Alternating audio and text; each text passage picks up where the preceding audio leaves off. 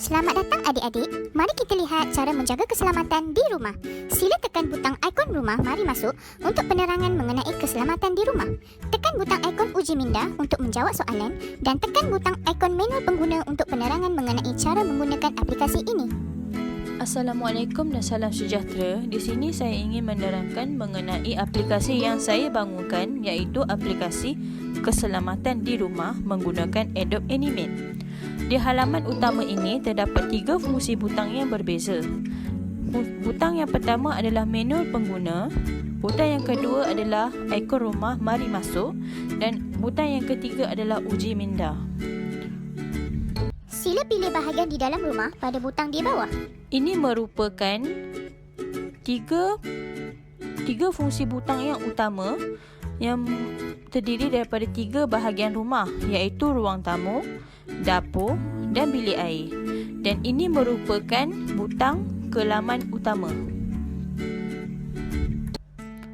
Ini merupakan ruang tamu yang terdiri daripada tiga butang, iaitu perkakasan elektrik, perabot dan tangga.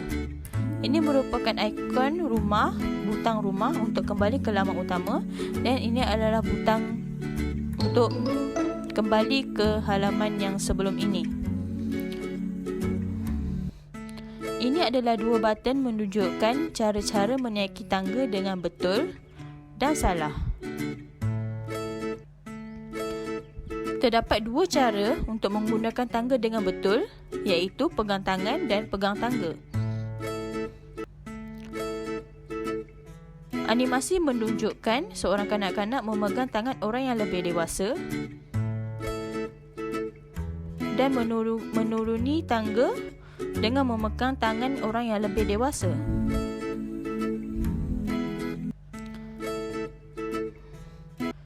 Animasi menunjukkan seorang kanak-kanak memegang pemegang tangga untuk membantu dia untuk menuruni tangga dengan selamat.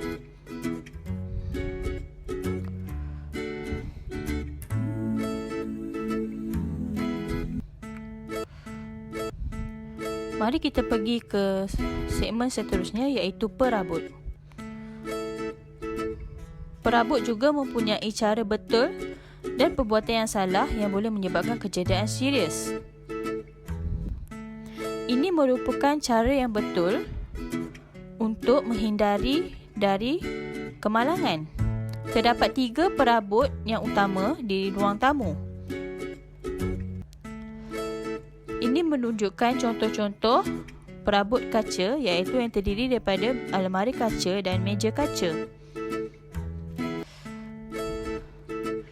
Ini merupakan contoh-contoh perabot yang tajam, iaitu meja berbuju tajam. Dan perabot yang ketiga adalah perabot mudah jatuh atau kurang stabil. Ini menunjukkan perabot yang kurang stabil, iaitu meja mudah jatuh kerana mempunyai tapak yang kecil. Dan cara yang salah pula adalah,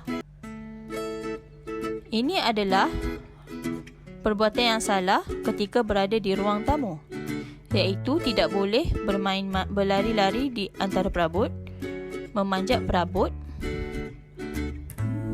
dan melompat-lompat di atas meja. Setiap animasi ini menunjukkan perbuatan yang tidak boleh dilakukan semasa di ruang tamu.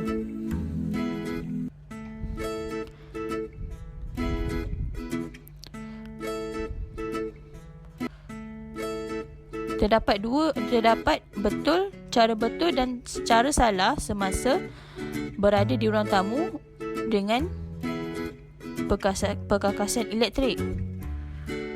Cara yang betul adalah menjauhi dan hindari dari elektrik.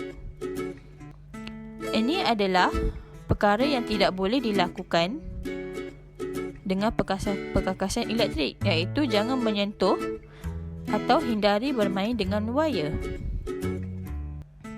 Cara yang salah adalah tidak boleh cucuk soket atau perkakasan elektrik dengan benda yang tajam.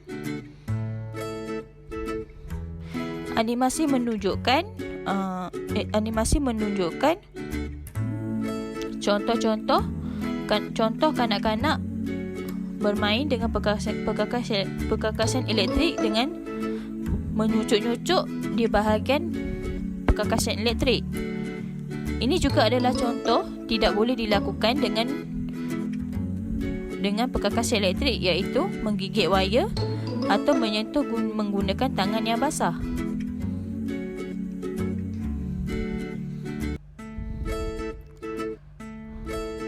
Sila pilih bahagian di dalam rumah pada butang di bawah. Seterusnya, kita pergi ke bahagian dapur. Bahagian dapur mempunyai dua, iaitu peralatan dapur dan ketuhar atau dapur gas. Ini adalah cara betul untuk mengelakkan dari kecederaan atau cara yang salah boleh menyebabkan kecederaan. Cara yang betul adalah menghindari bermain peralatan dapur seperti berikut, iaitu perkakasan elektrik yang terdiri daripada ketuhar, pembakar roti dan pengisar.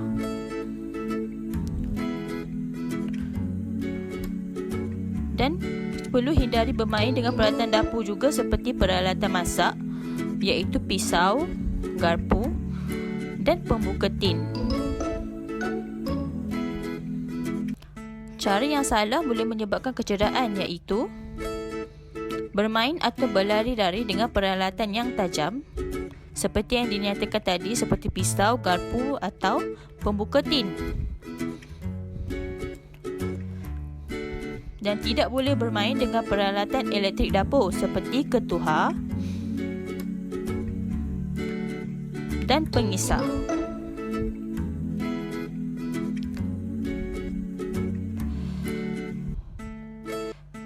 Mari kita lihat pada ketuhar atau dapur gas.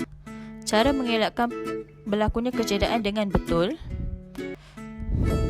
dengan menghindari berada atau bermain di kawasan dapur seperti berikut, iaitu bahan dapur panas seperti minyak masak panas dan ceret air panas.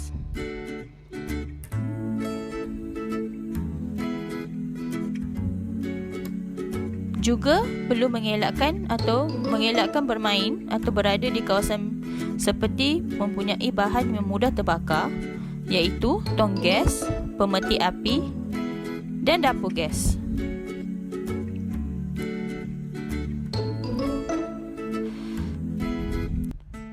Cara yang salah adalah jangan bermain atau berlari di kawasan dapur atau bermain dengan api.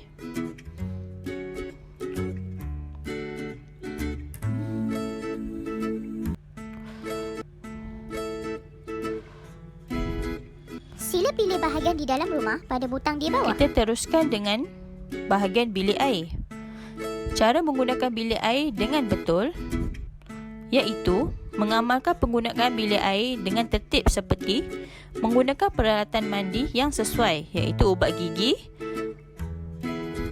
sabun dan sebagainya. Yang kedua adalah jimat air.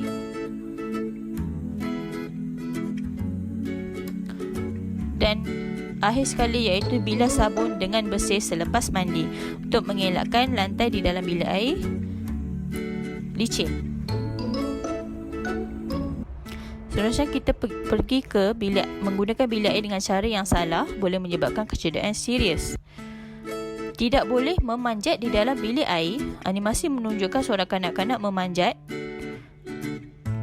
dan melompat di dalam bilik air. Animasi menunjukkan kanak-kanak itu melompat di dalam bilik air yang licin dan penuh dengan sabun atau berlari-lari di dalam bilik air. Animasi menunjukkan seorang kanak-kanak berlari-lari di dalam bilik air. Tambahan lagi, tidak boleh bermain dengan peralatan mandi atau bilik air seperti peralatan mencuci, cecair mencuci atau alatan elektrik dan alatan yang tajam seperti pencukur dan hair dryer.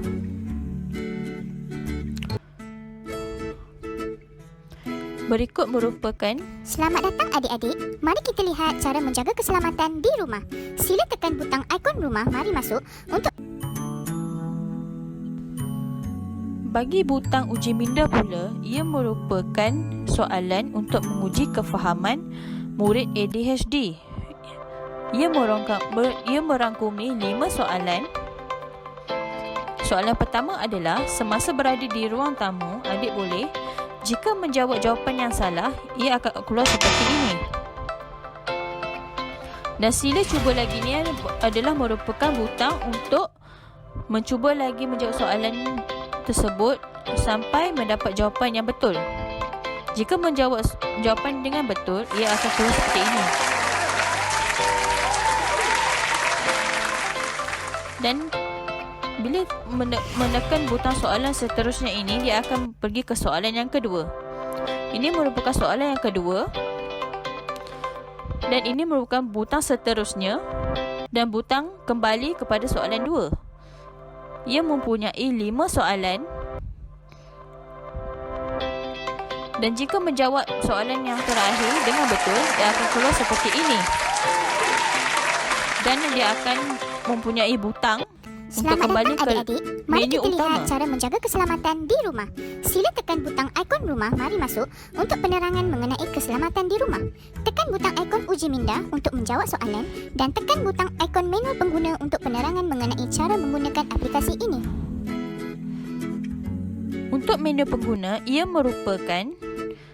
menunjukkan fungsi-fungsi butang yang terdapat dalam aplikasi ini, seperti butang laman utama, butang halaman seterusnya, butang halaman sebelum, dan ini merupakan fungsi-fungsi butang yang berada di dalam aplikasi ini.